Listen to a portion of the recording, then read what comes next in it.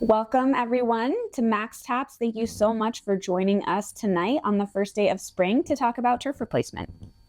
I am Paige McFarland. I'm the Water Efficiency Coordinator for Highlands Ranch Water.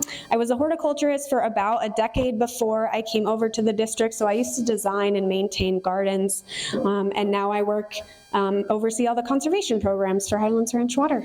Let's get you a little background on Highlands Ranch Water.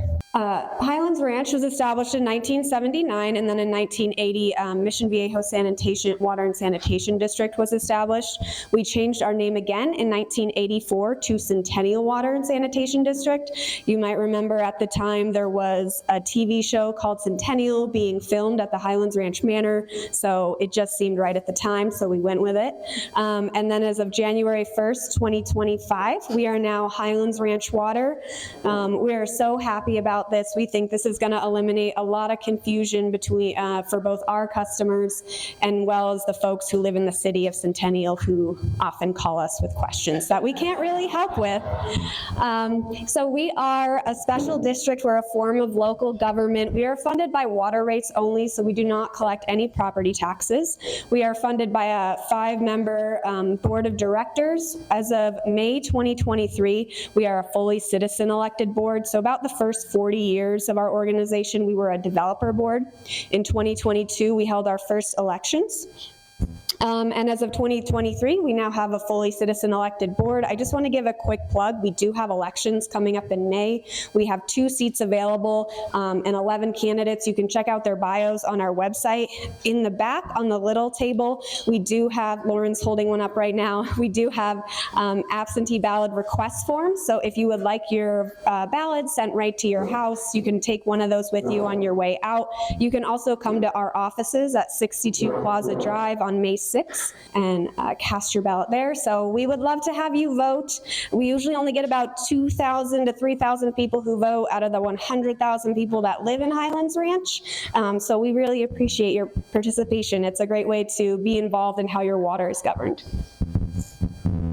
We deliver 4.5 billion gallons of water each year to the communities of Highlands Ranch, Solstice, and parts of northern Douglas County. We also have a sanitary sewer system, so we collect and treat wastewater. And then we have a couple of what we call wheeling agreements with Castle Pines North and Roxborough Water and Sanitation District. So they have their own water supply, but they just use our distribution system to get water to their communities. I wanted to frame up our conversation tonight about conservation with how we use water in our community specifically. So this is data from a water analysis from 2017 to 2021. It was a 5-year water use analysis. And you can see this huge piece of the pie here. 68% of water in our community is used by single-family homes. It's quite a bit. We are a highly residential community. If you were to look at a similar type chart for Denver, you'd see it kind of flipped. They're like 30% residential, 70% commercial. I think it's kind of powerful because I think it means you as an individual can actually, do you have a question? Yeah, go ahead. Do golf courses fall under commercial users or irrigation only? So they fall under irrigation only. The commercial users is going to be like indoor commercial water. And then because commercial properties have separate indoor and outdoor meters, that's going to be their irrigation only. But I think it's kind of powerful because you have an opportunity as an individual to have an impact on conservation in your community. A lot of times with environmental issues, we can feel really overwhelmed. So it's an opportunity for you to take action and make a difference. Coming in second, we've got that irrigation only. So think of this as, yes, golf courses or HOA common areas or that strip of turf grass you see at the Home Depot, that's irrigation only. And then of course the Highlands Ranch Metro District irrigation, so that is the irrigation for our parks and parkways, and they use on average about 5 to 6% of our water supply each year. They are our largest customer. You might have heard this statistic before, but 50% of the water a single-family home uses each year goes out on the landscape. The numbers you see right here are specific to our community, but generally the 50-50 ratio is the same throughout the Front Range. So this is why right now Highlands Ranch Water, all of our conservation programs focus on outdoor water conservation. This is a big area of potential for us to conserve. We've exhausted a lot of our ability to conserve indoor water use just due to federal and state regulations for like water wise and water efficient, showers, toilets, that sort of thing. So we've kind of exhausted a lot of that. So we're looking to really cut down on irrigation. So turf replacement, let's get into it. We are focusing on non-functional turf. So this is turf that nobody is walking on, nobody's recreating on.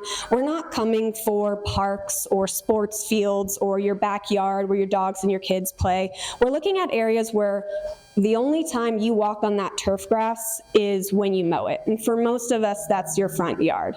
Not getting a lot of utilization. Places where people gather and socialize, that's perfectly fine. Some of that water use can be warranted.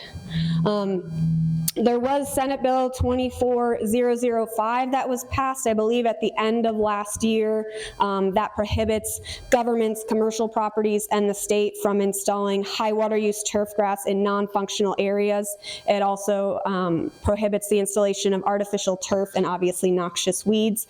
That won't really affect our community at all because we are already built out. It's not a retroactive measure, but something for new development that they'll have to keep in mind. Believe it or not, we have had this rebate since 2018. We had very limited participation in the early years of this rebate. Probably the first 4 years, we were averaging maybe 5 to 10 folks participating in the program, and most of them were installing artificial turf and like rocked areas, so not living landscape. So as of 2024, we only rebate living landscapes in our program. So that's going to be ColoradoScape, which we're going to focus on mainly tonight, and then I'll also talk about low water turf grasses that are out there towards the end of the presentation. We've had 170 residential participants and 10 non-residential participants since we started in 2018. Those non-res participants have been HOAs. Would really love to see these numbers come up. This participation in this rebate really seems to fluctuate. Personally, I think weather kind of impacts it a lot. When the weather is hot and dry and your water bill is high, people start to think, I don't want to pay for this anymore. In 2023, coming off the heels of our drought restriction, we had 70 people complete projects that year. This past year, though, we only had 28 people do projects, so it really does fluctuate. Average resident saves about 20,000 gallons per summer. This is based on very preliminary data. Like I said, we really only had people putting in ColoradoScape and low water turf as of 2023. So I'm looking at like 1 year of data. It's not super reliable. And it takes a ColoradoScape about 3 years to establish and really see your payback in water savings. So I definitely anticipate that this number is going to go up. It is proven that ColoradoScapes can achieve 30% savings up to 50% over high water use turf grass. Right now, we rebate $250 per square foot for ColoradoScape and $150 per square foot for low water turf grass. You can see we've got some pictures here. These two right here on the top are front yards that were done. This is right after the plants have been put in, so they're a little small. And then we have one here in its second year. All front yard projects, but it's growing in pretty well. The photos, ColoradoScape and low water. These are considered ColoradoScape. Yeah, the low water turf grasses look like turf. They look like almost like a Kentucky bluegrass. So some of the things we're going to ask from you when you apply for this rebate is, number one thing, if you walk away with anything else, is please apply for your rebate before you do your project. We do have eligibility requirements and things we need to make sure that have fallen in line. We need to review your plant list. We need to confirm your square footage. So please don't come to us after. We also factor you into the budget when you apply. So for example, we want to have money left for you at the end of the season. So in 2023, when we were super popular, we had to close the rebate down in mid-July. So we want to make sure you get, we don't want you to put in all that time and effort for nothing. Can we ColoradoScape our goal for a yard now? Yes, you need to get HRCA approval in order to participate in our program. Everything has to go through them first, unless you're going to convert less than 20% of your property size. But yes, this is an approved design by HRCA, and I'm going to show you in a few slides. We're going to focus on the design portion quite a bit, and I'm going to show you some examples of properties that have all been approved by them.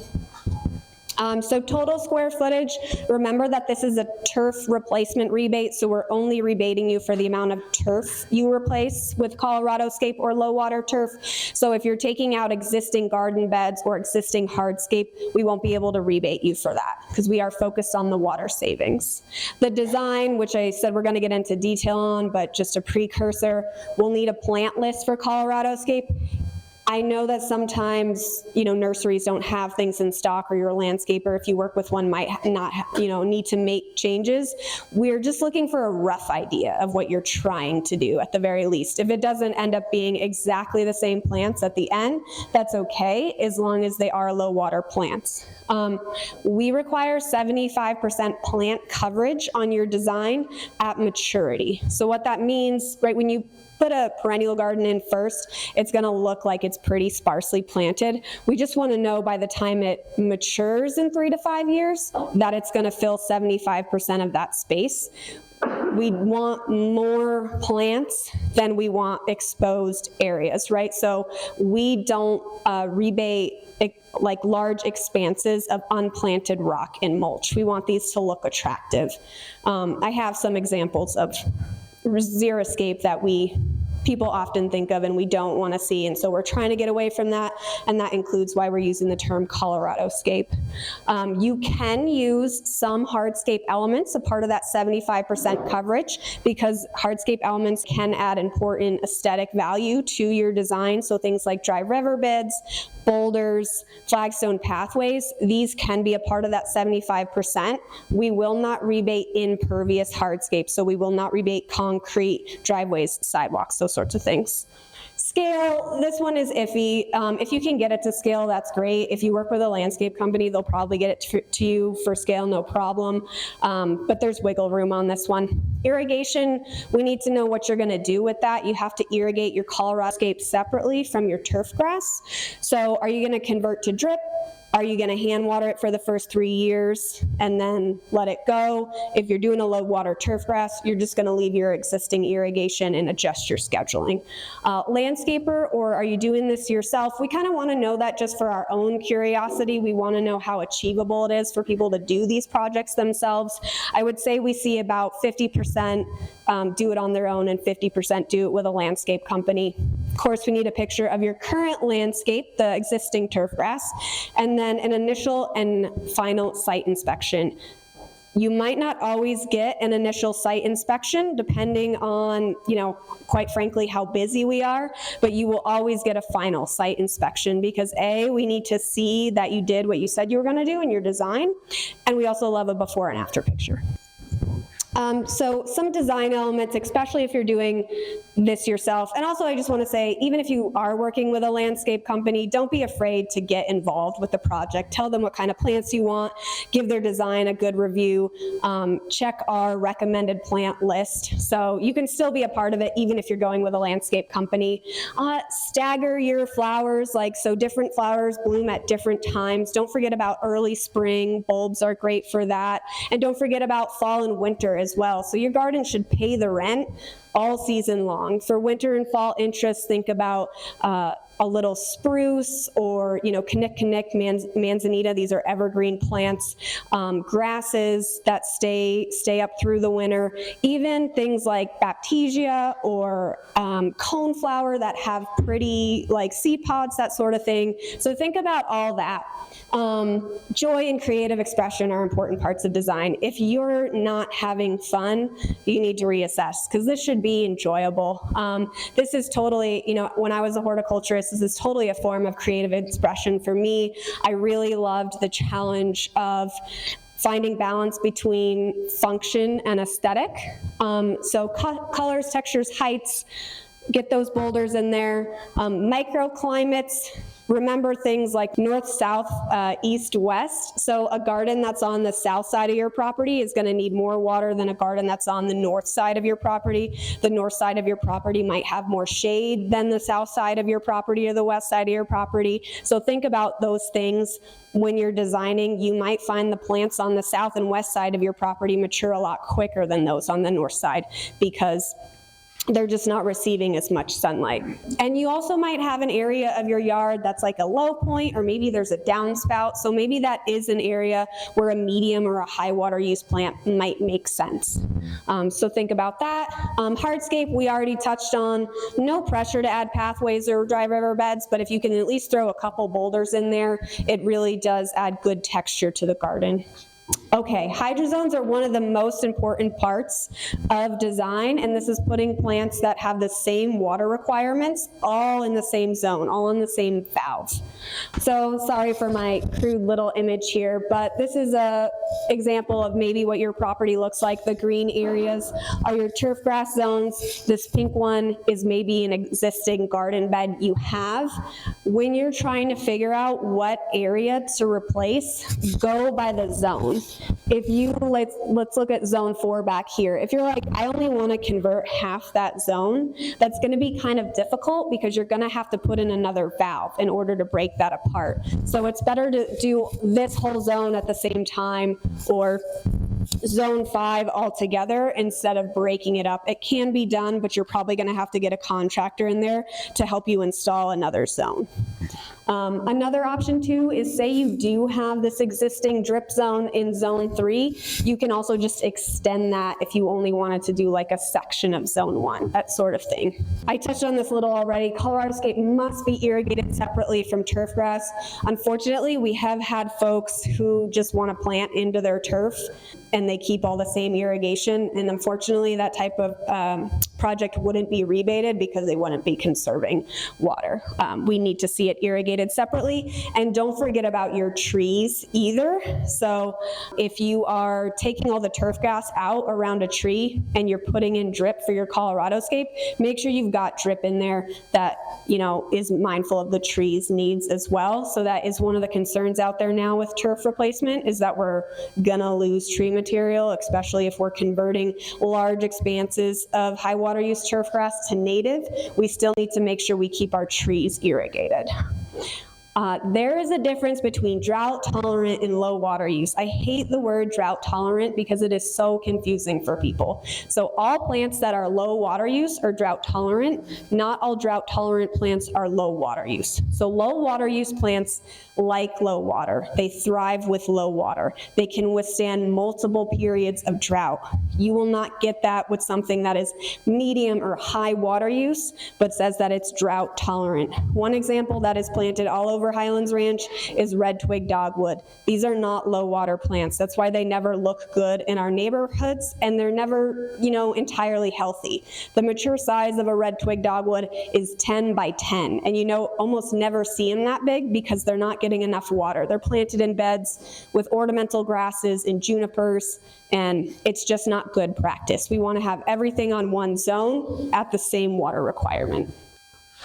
Firewise landscaping, I did just want to touch on this briefly. This is something that those of us in the industry are still kind of all learning together. I feel like each time I go to a talk, it's like, well, maybe, or we think, or we're trying. So we're all trying to figure out Firewise landscaping together. But the one thing you do want to keep in mind is these defensible space zones. That zone 1 is the area from your house out to 5 feet. You probably want to make that area a hardscaped area. So some rock cobble or something like that, that area close to your home, like completely not able to catch on fire. When we get to zone 2, 5 to 30 feet out from your home, then we can start to add in some plant material. CSU last year came out with a Firewise plant list that they worked with Boise Botanical Garden to create. We've got that linked on our website. No plant is truly flame proof, but there are plants that are less likely to catch than others. You don't want to have like junipers and rabbit brush planted right up next to your house. So those are some ones to avoid. Spacing and maintenance is pretty critical. Generally, they want you to plant in like small groupings, and they want you to cut down your landscape, put it to bed in like the fall. Now that's tough, right? Because that's kind of the opposite of what we're learning about in terms of pollinator support. We want to leave our leaves and our hollow, stems from our perennials and grasses and things like that up through the winter for our pollinators. So it's up to you to make the choice. Personally, I would probably leave my garden up through the winter. If things got really bad, in February, maybe I'd go out and cut it down. But you got to just make the choice that you think is best for your landscape. Okay, so here is what some approved designs look like. So if you go with a landscape contractor, they're probably going to give you something like this. So all of these plants have like a number on them, and they came with a plant list, so pretty straightforward. That's easy for me to review. These ones right here, both hand drawn, so it's perfectly fine to hand draw your design. And you can see they're not necessarily to scale either, but clearly by the way these have been designed and just having a conversation with the participant, we understand that there's going to be the 75% coverage is going to be met. You could do it a couple ways. This person here up on the left, they did their design entirely from start to finish by themselves. This person here in the middle did a little bit of both. So they had a landscape company come in and remove the turf for them and lay the irrigation, and then they did the plants and the mulching themselves. So you can't always find a landscaping company that will remove the turf for you if they don't get to do the entire project, if it's a small space, so just keep that in mind. But you can rent a sod cutter at Home Depot, and it's not too expensive. We have one customer who's participated a couple times in the program, and she just digs up her turf and flips it over and leaves it in the landscape, uses it to create berms. So there's options for you. Here's a couple more that would have been approved. So again, like not entirely to scale, but she's showing me she knows some plants are going to be bigger than others. It's going to fill the space. We've got a little key on the side here. This other person on the right did their property half in dog tough grass and the other half in ColoradoScape, and they've got their plant list as well. So we're not looking for perfection, just kind of understanding of that coverage rule.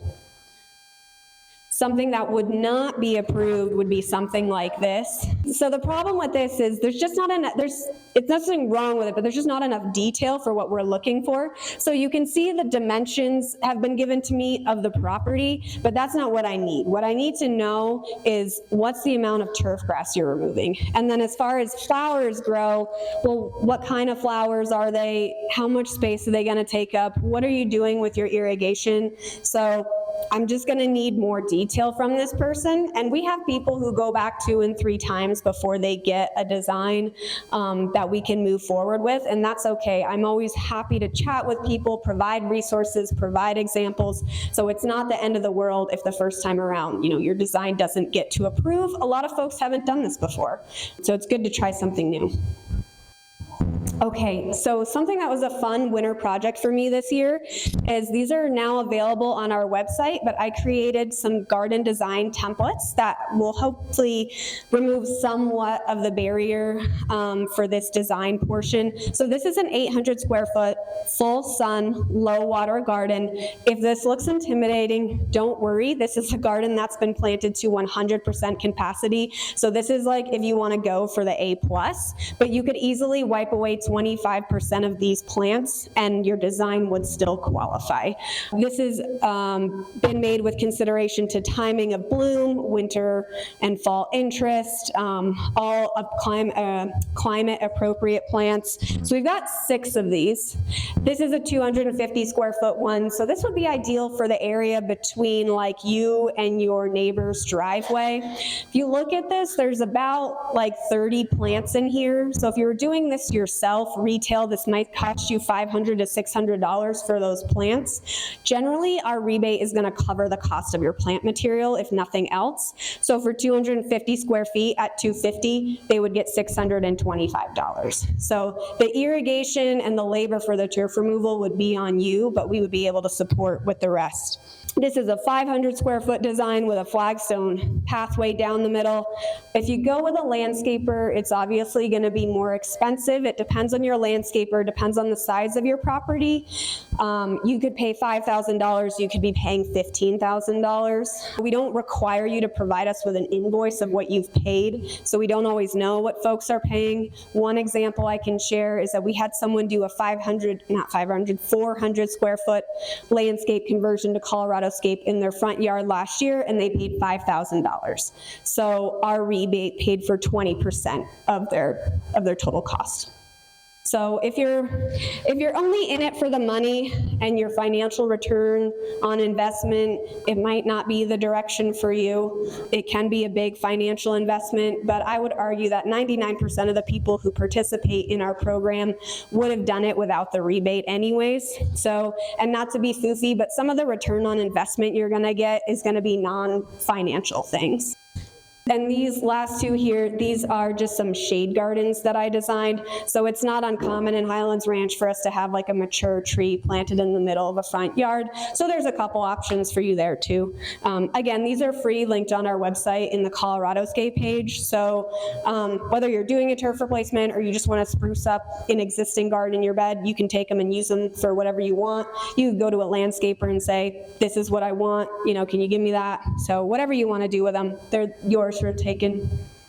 Caring for ColoradoScape, maintenance is so important, but the thing about these gardens is that as they mature, you will have to do less maintenance. When I worked as a horticulturist, I basically designed myself out of a job because by the time my gardens got mature, I really didn't need to do very much anymore besides cut them back once in the spring. So I'm a big proponent of more plants because when these plants get to mature size, they will outcompete the weeds. You won't have as much exposed mulch, so you won't have to mulch as often, right? So plants make the best mulch. Ground covers are your friends. This is an ice plant in here. This is a great filler plant. Stuff like thyme, sedums are great filler plants for covering up your ground. We're going to have less fertilizer and amendments. So think about all the energy that goes into maintaining your turf. People tend to think that turf is the cheaper option, but you've got to mow it or pay someone to mow it every week. You have to fertilize it 2 to 4 times a year. You have to aerate it twice a year.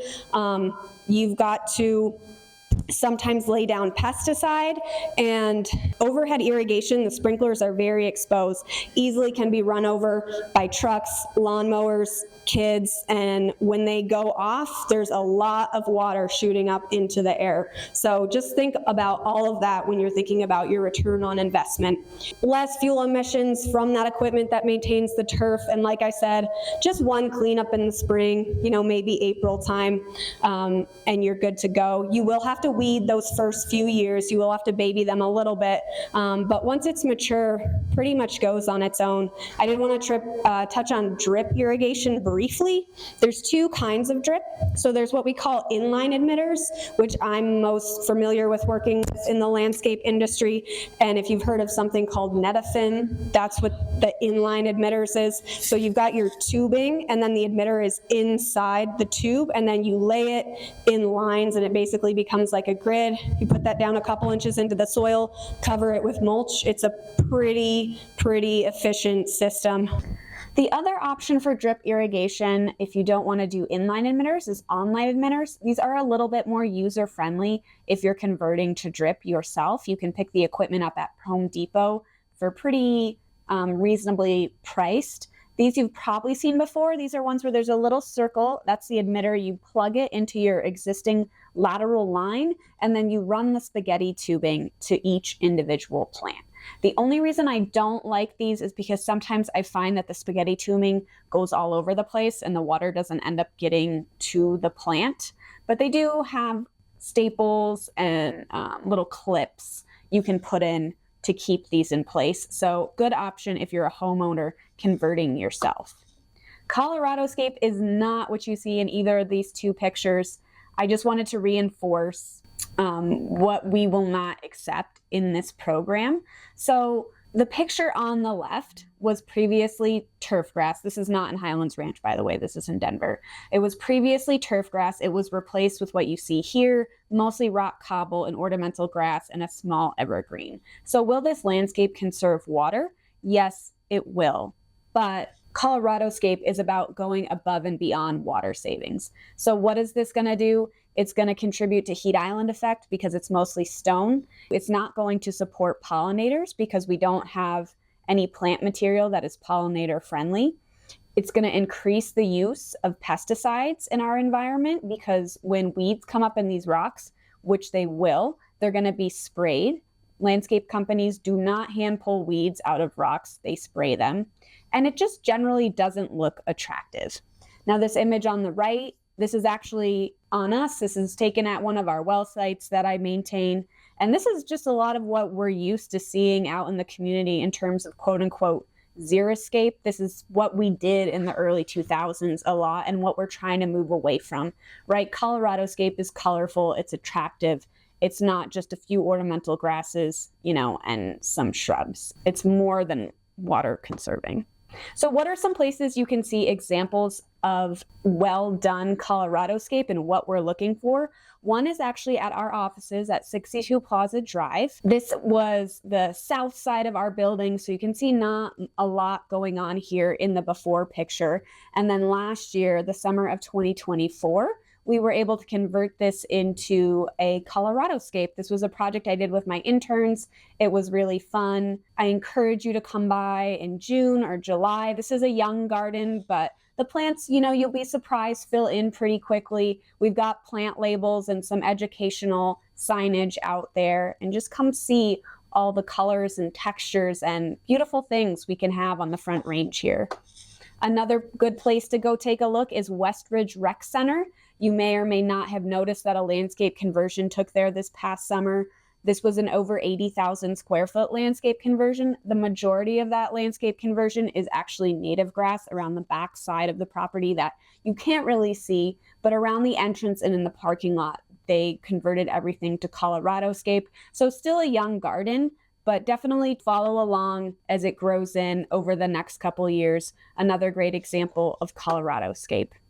I did want to touch on native landscapes briefly. I'm not going to talk about it a ton because we actually, in our front yards here in Highlands Ranch, we can't have native landscapes in terms of native grass.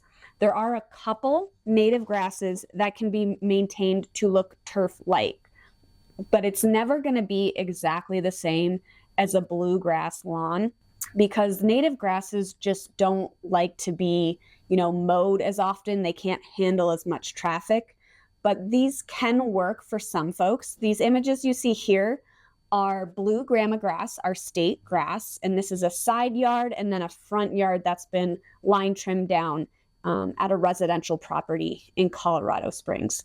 So you can see from this image here on the right, it's a little brown. This picture was taken at the end of July, but it really won't look much different than your Kentucky bluegrass is going to look at the end of July, a couple brown spots here and there. This next one is another residential property in Colorado Springs. This is buffalo grass, the sun dancer cultivar, and you can see it looks quite nice. Again, we can't have buffalo grass in the front yard in Highlands Ranch, but this could be a great option for your backyard. Not the best choice if you've got kids or dogs running around. It just can't stand up to that type of traffic. But we've had a couple folks in the program do buffalo grass in their backyard, and it's worked out quite well. You still have to fertilize a couple times a year to keep it looking this nice. Water goes down drastically and very little mowing as well. We have two options in our turf replacement program for low water turf grass that we will rebate. The first one is dog tough grass by Plant Select. This grass has been around quite a while. It is extremely low water. It loves hot sun. As the name implies, it can stand up to dog behavior. There is a learning curve with dog tough grass. You need to follow the establishment directions exactly from Plant Select. We have their info page listed on our website, on our turf replacement page.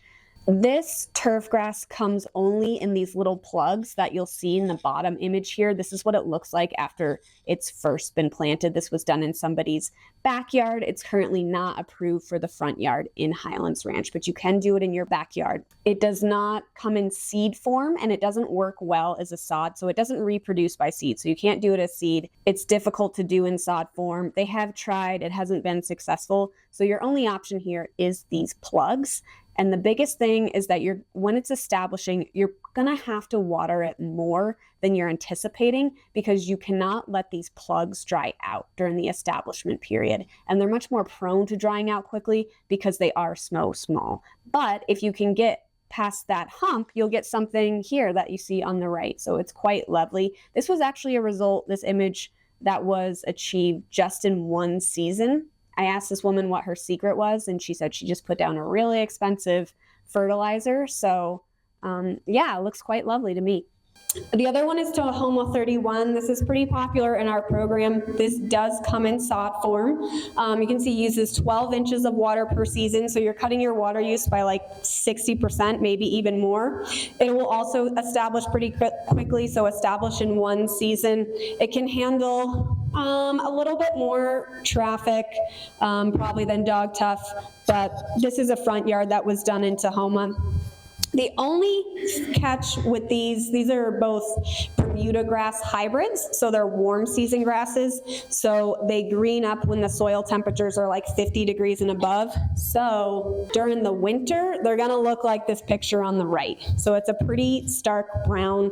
It can be a little bit of a turnoff for people. This is at one of our well sites. We converted 2 of our well sites back in the summer of 2023 to Tahoma 31. We did about 6,000 square feet. This is what it looks like a year later in July, and then this is what it looks like when I took a picture last month. So we did have to send a little letter out to the folks in the community to let them know that the turf was not dead. It was just dormant. So it'll green up starting in like June and then go dormant usually beginning of November. So I think the look is worth the water savings. I just want to let you guys know about a couple other rebates and incentives we have before we close up tonight. We do a partnership with Resource Central. They are a nonprofit out of Boulder, and we've been partnered with them for a long time. We did 2 programs with them. So one is Slow the Flow. If you're like, ColoradoScape is not for me, I'm going to stick with my turf grass this year, it's just too complicated. That doesn't mean that you can't start conserving water this summer.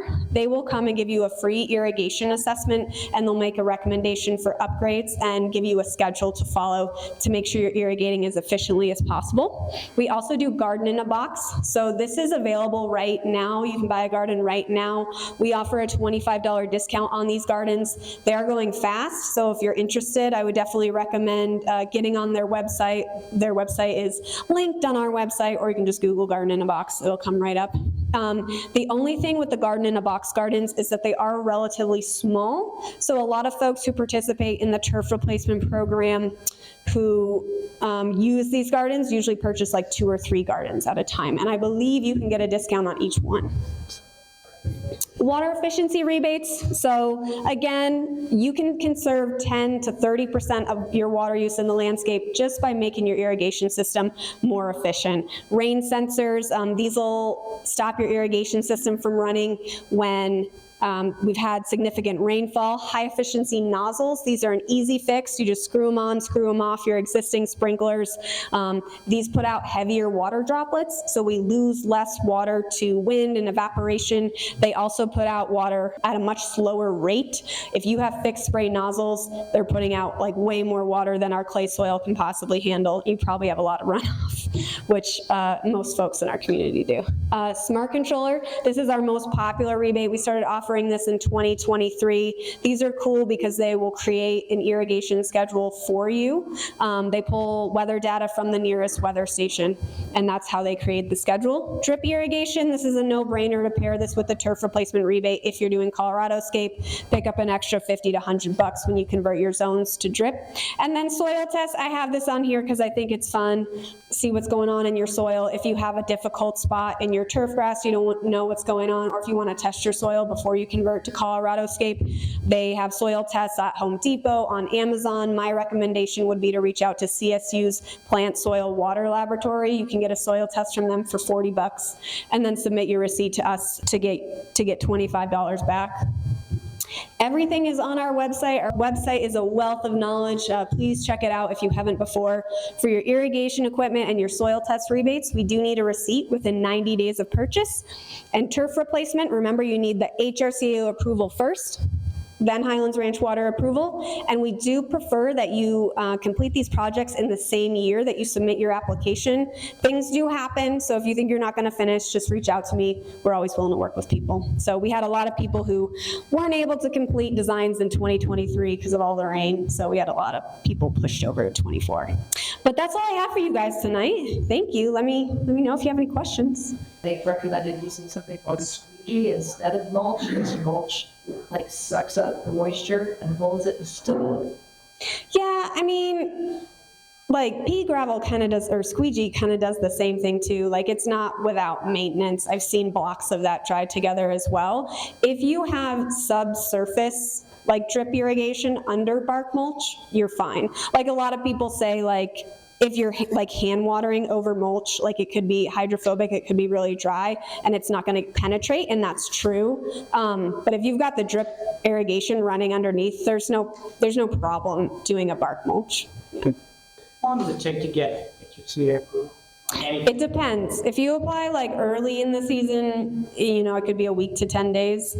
If you apply to them in July when they're like slammed, I've heard people say it takes like 3 weeks for them to get back to you. Yeah. Can you explain why we don't subsidize artificial grass? Yeah, so we used to rebate artificial turf in the early years of the program. At this time, there's just a lot we don't know about artificial turf, but there's a lot of not great information out there about it. So it does increase stormwater runoff. It does prevent groundwater recharge. It's made with all sorts of chemicals, and that gets in the runoff. And when we have runoff on our yards, the stuff that goes into the gutters, like the stormwater drains, that goes directly into our urban waterways. So we want to avoid that. It also gets really hot in the summertime, not great for pets, not great for kids. You'll use a lot of water, cooling it down or also cleaning it off if you have a dog. It also is basically non-recyclable. So the only recycling plant for artificial turf exists in Denmark. And I have a hard time believing that artificial turf in Highlands Ranch, Colorado is gonna make it to Denmark. So that's why we don't rebate it. Are there better times of the year to do this, or worse times of the year to do this? Yeah, so if you're gonna do ColoradoScape, our recommendation is like mid-May to end of May up to like the end of June. And then when we get to July and August, that's kind of like a danger zone. I wouldn't do it just yet. Like personally, I always wait until the end of May. I know some people say Mother's Day, but we've had storms at the end of May. So that would be my recommendation, is between like June 1st and the end of June. That would be like the best time. Or you can do it like September and October. You just want to make sure you get it in by like October 15th maybe, because the plants need about 6 weeks to establish before we get a hard frost. So September would be the next best time to do it. If you're gonna do Tahoma 31 or dog tuff, you wanna wait until June, because those grasses don't green up and start to grow again until June. What's in a garden box? Assortment of Colorado climate appropriate plants. They do like a mix of native and adapted plants, and you can get on their website, and when you click on a garden, it'll tell you all the plants that are in there. Are they basically like flower plants? Or? Yep, there's grasses too. They don't do shrubs, but they do, it's all perennials, herbaceous perennials. How much water does the average ColoradoScape to? So on an annual basis, they use about 15 inches per season compared to Kentucky bluegrass, which is like 27 to 32 inches. So the home use includes us watering our grass. That's not in the irrigation. Yes, so that includes outdoor irrigation as well. Yeah, so single-family homes have combination meters. We don't separately measure outdoor water use for you. We're able to estimate your water use based on the amount of water you use in the wintertime, your indoor water use. Cool. Thank you guys so much for coming.